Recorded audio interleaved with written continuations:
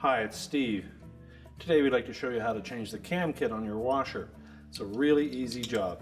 All we're going to need is a number 2 Phillips screwdriver, a 5/16 nut driver, a small flat blade screwdriver, and either a 13mm wrench or 13mm socket and ratchet.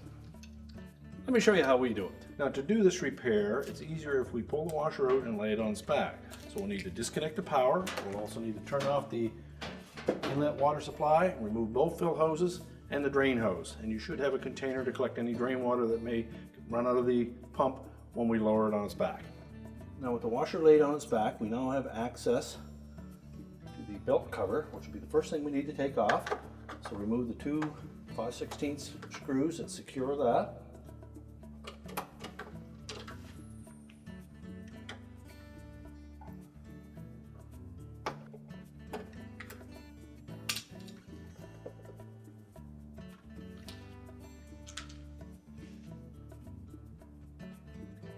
Now our next step will be to roll the belt off of that pulley. So just rotate it as you're pulling the belt. Well, next we'll remove that 13mm nut.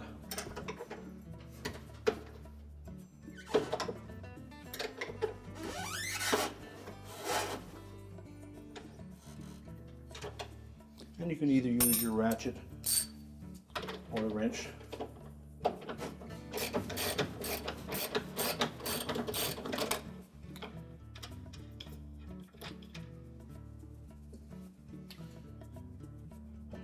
Slide the old pulley off and discard it. Now next we'll remove the shifter assembly. It's held in place with 2 Phillips screws.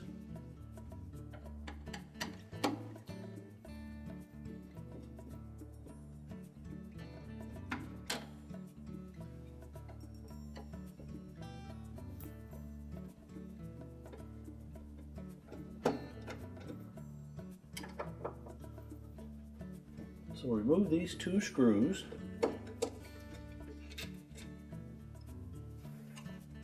Then just let that shifter off the bottom. You can just let that hang down there. Now next we'll remove this cover that holds all of these components together. And there are 4 little tabs that snap into the base of that transmission assembly that we need to release. So using a flat blade screwdriver, and while we're pulling outward on that piece, you just depress those tabs, pull out enough that it will clear that metal bracket behind it.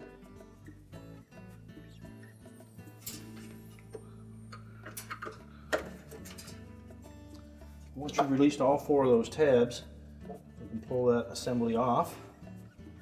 It will consist of the gear, shifting cam, the cover, and we'll also remove that spring.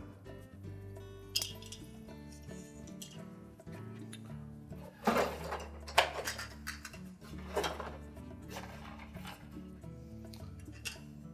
we'll start by installing a new spring.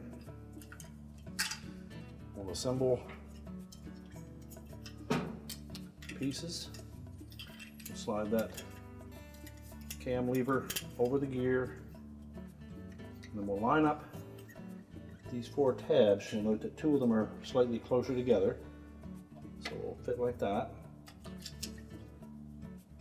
Slide the cam and gear assembly into the middle of that.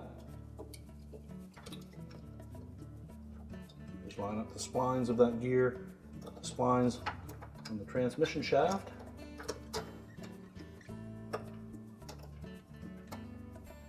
And then press that cover into place until those locking tabs are fully engaged. Make sure all 4 of them snap into place. Need be, just give it a little tap with a screwdriver.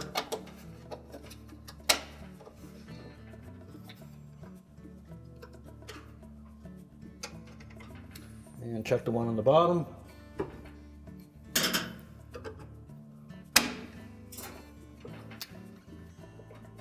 Again, just verify that all 4 of them are engaged. Next, we'll put the shifter back into position. You'll note that there are two little tabs that line up with holes in that base. These will make sure that it's properly aligned and make sure the stem is fitting into that slot on the shifting lever. We'll reinstall the retaining screws.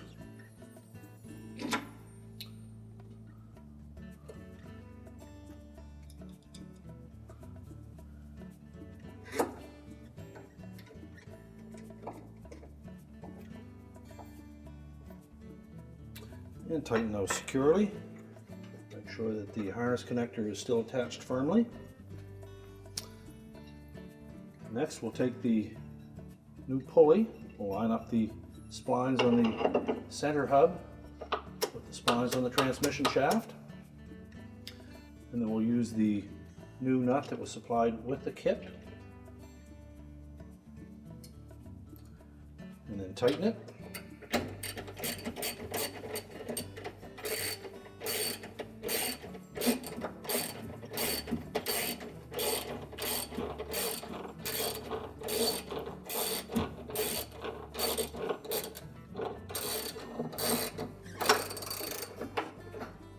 And just hold that pulley as you tighten that nut.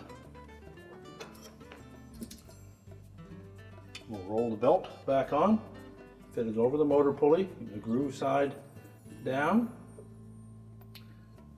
and then rotate the large pulley as we feed the belt onto it.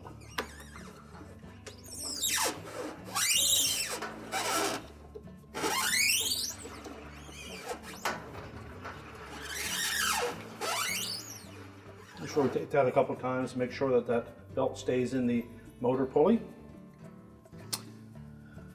Then we'll reinstall the cover.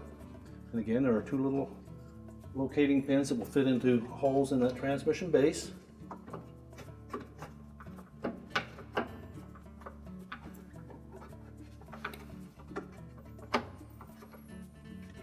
Make sure it's sitting flush. And then install the 5/16 screws.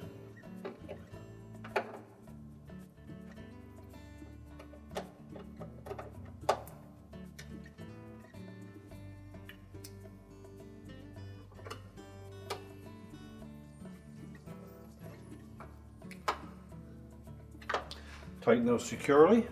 If your model had the soundproofing package, that would fit into the bottom next, and then we can stand the washer back up and put it in place. The washer back in place, we're ready to reconnect the fill hoses, turn on our supply, reconnect the drain, reconnect the power, and our repair is complete.